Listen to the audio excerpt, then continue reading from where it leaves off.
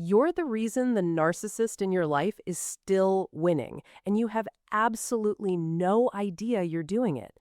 Not because you're weak, not because you're naive, but because you've been taught that the right response to someone who hurts you is to explain yourself, defend yourself, or try harder to be understood. And that one habit, that's the exact thing keeping you trapped. Hi, this is Dr. Elena Voss. If this is your first time here, hit subscribe and turn on notifications. Now, let's get into it. There is one specific thing that makes a narcissist completely unravel, and it's not confronting them. It's not exposing them to other people. It's not even walking away. It's staying calm. Completely, quietly, unmovably calm. I know, sounds too simple, but what happens neurologically and psychologically when you do this is anything but simple, and once you understand the mechanics, you'll never engage the same way again. Here's the thing most people miss about narcissistic behavior. It doesn't run on cruelty, it runs on reaction. Every guilt trip, every sudden silent treatment, every twist of a story where somehow you're always the villain, those aren't random moods. They are precise, if unconscious, moves designed to pull an emotional response out of you. Your panic confirms their power. Your anger gives them something to work with. Even your sadness is data they can use. Psychologists call this narcissistic supply, the emotional charge, positive or negative, that keeps a person with narcissistic traits feeling relevant and in control. And here's what makes it so hard to spot. They're not often deliberately calculating any of this. For many of them, it is completely automatic, a reflex built over decades, which makes it no less damaging, but it does explain why logic and reason never seem to land with them. You're not dealing with a rational argument. You're dealing with a deeply grooved pattern. So what happens when you refuse to feed it? When you respond to a pointed accusation with a calm, even voice? When you don't spiral into a defense? When you simply say, "I hear you," and go quiet?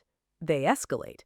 Every single time, because the machine isn't getting what it needs and it doesn't know why. They'll dig up older grievances, raise their voice, say something designed to cut deep, anything to crack the surface. And if you hold steady through that wave, here's the part no one talks about, they eventually deflate.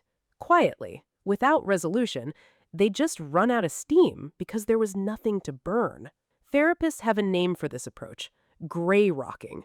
The idea is that you become as dull and unremarkable as a gray rock when someone is trying to provoke a reaction from you. Not cold, not checked out, not pretending nothing hurts, just unremarkable, unresponsive to the bait. You give them nothing dramatic to grab onto.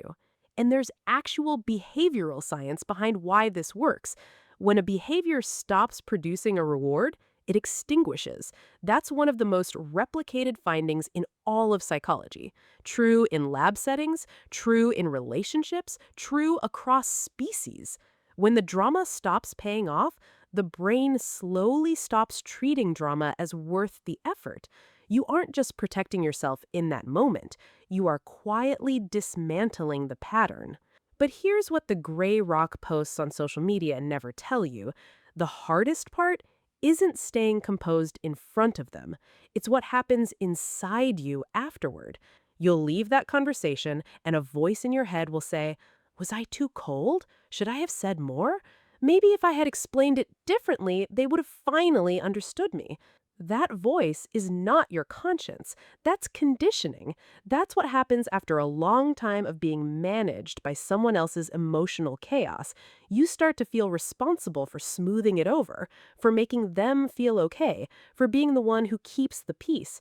Your calm starts to feel like cruelty to you, even when it's the healthiest thing you've ever done.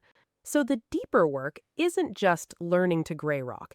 It's building the internal belief that you are not responsible for regulating another adult's emotions, that your composure is not abandonment, that staying steady is not the same as being heartless.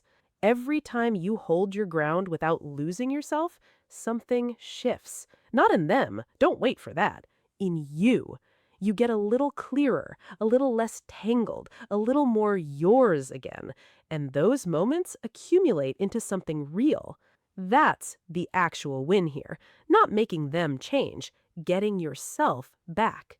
All right, I want to hear from you now. Have you ever tried going gray rock on someone? Did it work, or did they push back even harder? Tell me in the comments. I read every single one, and your stories genuinely shape what I make next. See you next week.